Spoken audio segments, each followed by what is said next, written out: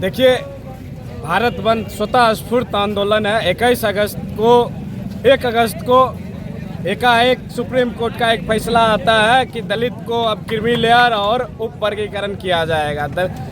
लेकिन वो लोग फैसला सुनाते हैं जो लोग खुद, जिसके बाबा भी जज थे, बाप भी जज है और खुद जज है, उसके आने वाला पीढ़ी भी जज के लाइन में लगा हुआ है।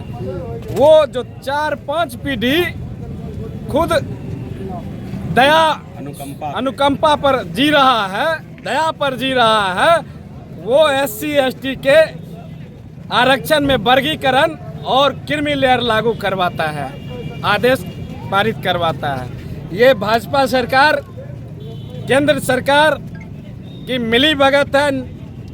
जज और केंद्र सरकार मिली भगत करके सबसे कमजोर और वंचित वर्ग जो दलित है, आदिवासी है, उसके आरक्षण में छेड़छाड़ किया है। आज दलित और आदिवासियों के साथ छेड़छाड़ आरक्षण में करके कल OBC के आरक्षण में भी छेड़छाड़ करेगा। इससे कहीं कोई दुराई नहीं है।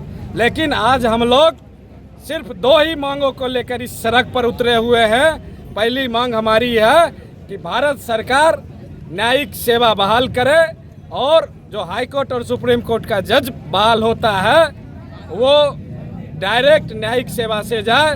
दूसरा, जो SC ST और जो आरक्षण बाबा साहब भीमराव ने संविधान के जरिए दिया है वह पुनः पिछले जैसा बहाल हो। लेटरल एंट्री के थ्रू दर्जनों बहाली सरकार ने किया।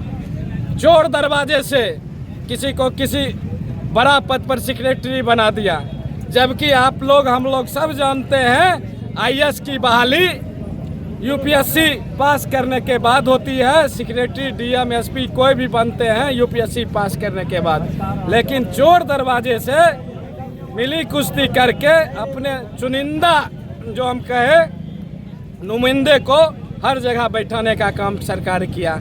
इसका हम लोग विरोध करते हैं। अगर SC ST से जुड़े हुए लोग अगर चपरासी की नौकरी किए तो उनका आने वाला पीढ़ी कोई नौकरी नहीं करेगा। ये तैयारी सुप्रीम कोर्ट के द्वारा जजमेंट देके लाया गया। हम लोग का एक ही मांग है कि पूरे सांसद बैठे, राज्यसभा और लोकसभा बैठे, अध्यादेश जारी हो, SC ST का जो आरक्षण पिछले के जैसा है वो बहाल हो, नहीं तो ये आंदोलन और बढ़ेगा और उग्र होगा। चैनल के माध्यम से और अन्य विभिन्न न्यूज़ पत्र चैनलों के माध्यम से ये सामने आज के आंदोलन का रुझान पूरा क्लियर रूप से देखा जाएगा। हम लोग आज तक अभी तक सुबह से डटे हुए हैं और आगे 6 बजे तक डटे रहेंगे और हमारी हक की लड़ाई है और हम अपना हक लेके रहेंगे। और कोई मांग है विशेष?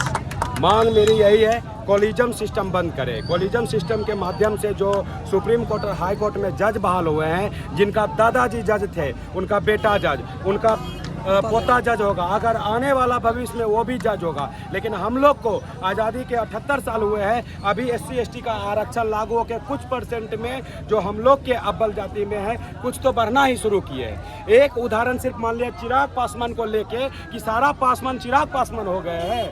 अगर प्रावधान लाते हैं जो तुगलकी फरमान 1 अगस्त 2024 को माननीय सुप्रीम कोर्ट के द्वारा लाया गया है, उनको ये जानना चाहिए कि कम से कम राजनीतिक में भी लाए। तब जो आज 4 बार का संसद बन के बैठेंगे, अगले बार 3 बार हो चुका चिराग पासवान को, संभावी चौधरी जैसी सांसद बन चुकी है और अरुण भारती जी जैसे, वो नया युवा को मौका मिलेगा क्रीमी लेयर के तहत।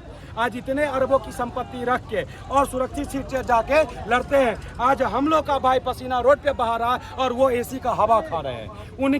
उनके आवाज़ को उठाना था। आज आपको पता होगा 131 सांसद SC ST से है, उनको जाके संसद में स्पेशल सत्र की मांग करना चाहिए था, अध्यादेश लाना चाहिए था। लेकिन वो लोग चापलूसी कर रहे हैं BJP के गोद में बैठ के। और मेरे हक की लड़ाई, आरक्षण में छेड़छाड़, बाबा साहब का लिखा हुआ संविधान अनुच्छेद 341 में स्पष्ट वर्णित है कि सुप्रीम कोर्ट का भी अधिकार नहीं है किसी भी आरक्षण में छेड़छाड़ कर सकते हैं। लेकिन ये बार बार आपको ज्ञात है, 2 अप्रैल 2018 को एक बार पुनः ऐसा लाया गया था और इतनी तीव्र आंदोलन हुई थी, जिसके वजह से अध्यादेश लाकर उस कानून को निरस्त किया गया था। आज पुनः आपके चैनल के माध्यम से मैं मांग करता हूं कि जल्द से जल्द अध्यादेश लाए और इस जो तुगलकी फरमान को लाए हैं उसको निष्क्रिय बनाए, निष्प्रभावित करे।